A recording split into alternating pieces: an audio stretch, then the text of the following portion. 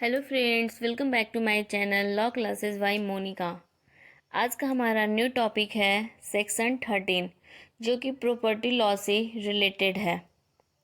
तो आज का हमारा टॉपिक है कि अजन्मे व्यक्ति को किस प्रकार तथा किस सीमा तक संपत्ति का हस्तांतरण किया जा सकता है, जिसको धारा 13 के अनुसार बताया गया है।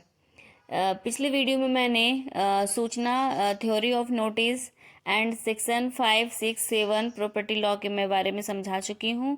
संपत्ति का अंतरण किसे किया जाता है।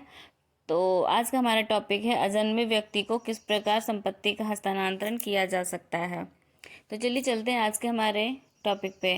संपत्ति अंतरण अधिनियम 1882 की धारा 13 के अंतर्गत अजन्मे व्यक्तियों के हितों हेतु अंतरण के प्रावधानों का उल्लेख किया गया है। चूंकि यह संपत्ति अंतरण अधिनियम 1882 केवल जीवित व्यक्तियों के लिए संपत्ति अंतरण से संबंधित है, इसलिए इस अधिनियम के द्वारा अजन्मे व्यक्तियों के लिए सीधे अंतरण नहीं किया जा सकता। मतलब संपत्ति अंतरण अधिनियम 1882 में सिर्फ जीवित व्यक्ति को ही संपत्ति अंतरण से संबंधित बताया गया है, उसका उल्लेख किया गया है। इस अधिनियम के द्वारा अजन्मे व्यक्ति के लिए सीधा अंतरण नहीं किया जा सकता है। संपत्ति अंतरण अधिनियम 1882 की धारा 13 के अनुसार किसी भी व्यक्ति को इस प्रकार का अधिकार है कि वह किसी ऐसे व्यक्ति के पक्ष में अंतरण कर सकता है जो अंतरण करते समय अस्तित्व में नहीं है। ठीक है। अजात व्यक्ति मतलब अजन्मा व्यक्ति कौन होता है? अजन्मे व्यक्ति से आशय एक ऐसे व्यक्ति से है जो अंतरण की तिथि को पैदा न हुआ हो। यदि ऐसा व्यक्ति गर्भस्थ शिशु है तो उसे इस अधिनियम के प्रयोजनों के लिए सारतः अस्तित्ववान माना जाता है। मतलब संपत्ति अंतरण अधिनियम 1882 में कहा प्रावधान है कि संपत्ति का अंतरण सिर्फ जीवित व्यक्ति द्वारा और जीवित व्यक्ति को ही होना चाहिए।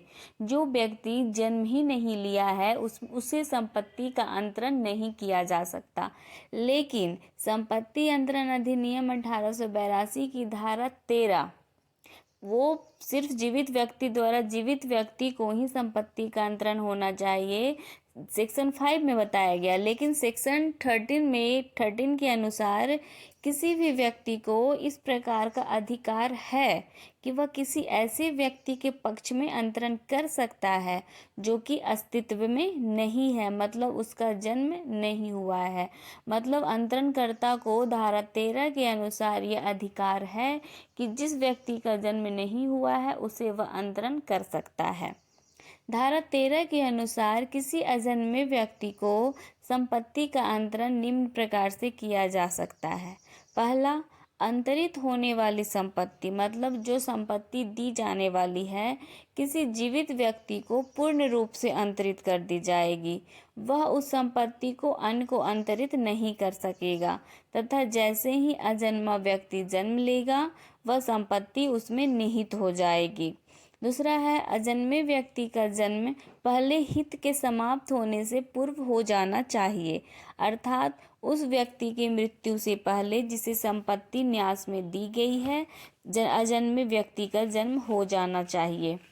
मतलब धारा 13 में अंतरणकर्ता को यह अधिकार है कि वह अपनी संपत्ति किसी अजन्मे व्यक्ति को दे, लेकिन ऐसा संपत्ति का अंतरण सीधा नहीं किया जा सकता। उसके लिए कुछ कुछ बातें दी गई है जिसको फॉलो करना आवश्यक होता है, तभी संपत्ति का अंतरण उस अजन्मे व्यक्ति को होगा। जिसमें पहला क्या है कि अंतरित होने वाली जो संपत्ति है वो पहले किसी जीवित व्यक्ति को पूर्ण रूप से अंतरित कर दी जाएगी। मतलब यदि कोई जमीन है, ठीक है, तो अंतरणकर्ता अगर अजन्मे व्यक्ति को वो देना चाहता है तो सबसे पहले वह जीवित व्यक्ति को पूरी संपत्ति अंतरित कर देगा, अर्थात मतलब उस व्यक्ति में वो न्यस्त हो जाएगी। फिर वह उस संपत्ति को अन्य को अंतरित नहीं करेगा। अंतरणकर्ता पहले जीवित व्यक्ति को देगा, वो जीवित व्यक्ति किसी अन्य को अंतरित नहीं कर सकेगा वो संपत्ति, और जैसे ही वह अजन्मा व्यक्ति जन्म लेगा वह संपत्ति उसमें निहित हो जाएगी। मतलब वो ज़मीन जो है वो पहले जीवित व्यक्ति को दिया जाएगा, वो जीवित व्यक्ति किसी अन्य को नहीं देगा। यदि अजन्मा व्यक्ति जन्म लेगा तो वो संपत्ति उसमें निहित हो जाएगी।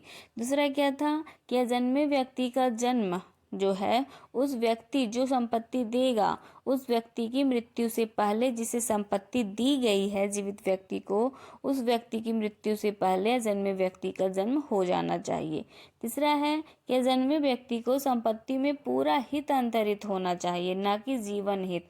मतलब पूरा हित, ना कि बस गुजारे के लिए, मतलब जीवन हित के लिए हो। अर्थात अजन्मे व्यक्ति को संपत्ति अंतरण करने के पश्चात वह उस अजन्मे व्यक्ति के लिए यह निर्देश नहीं दे सकता कि वह अपने बाद उस संपत्ति को अन्य व्यक्ति को अंतरित कर दे।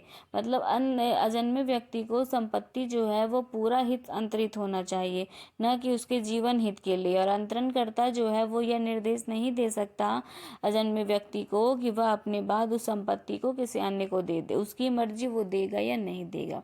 इसमें एक केस है विटवी बनाम माइकल, जो कि बहुत इंपॉर्टेंट केस है, 1889 का केस है। इसमें यह विधि निर्धारित किया गया था कि यदि संपत्ति का अंतरण किसी जीवित व्यक्ति को उसके जीवन के लिए किया जाता है तो इसके पश्चात अजन्मे संतान को तो संपत्ति का अंतरण पूर्ण रूप से शून्य होगा।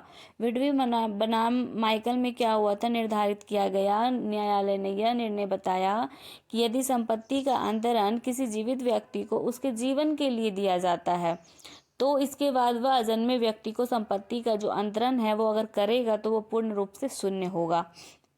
धारा 13 को लागू करने के लिए एक अन्य बात को ध्यान में रखना आवश्यक होता है कि अजन्मे व्यक्ति का जन्म जो है वो जीवित होना चाहिए, अर्थात वह माँ के पेट से मरा हुआ पैदा न हो। यदि वह मरा हुआ पैदा होता है तो संपत्ति उसमें निहित नहीं होगी।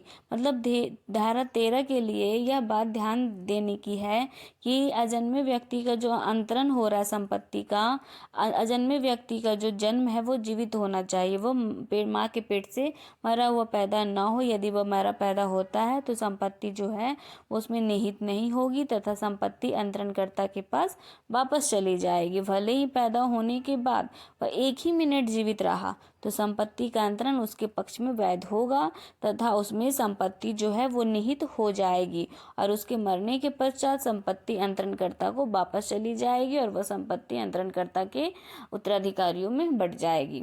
उदाहरण से समझते हैं, क नामक एक व्यक्ति है, अंतरिति को एक मकान जो है वो जीवन हित के लिए अंतरण करता है। ठीक है।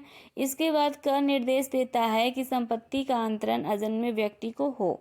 यह व्यक्ति माँ के पेट से मरा पैदा होता है तो संपत्ति क को वापस हो जाएगी। यदि क की भी उस समय तक मृत्यु हो जाती है तो संपत्ति पाने का अधिकार उसके वारिसों को होगा।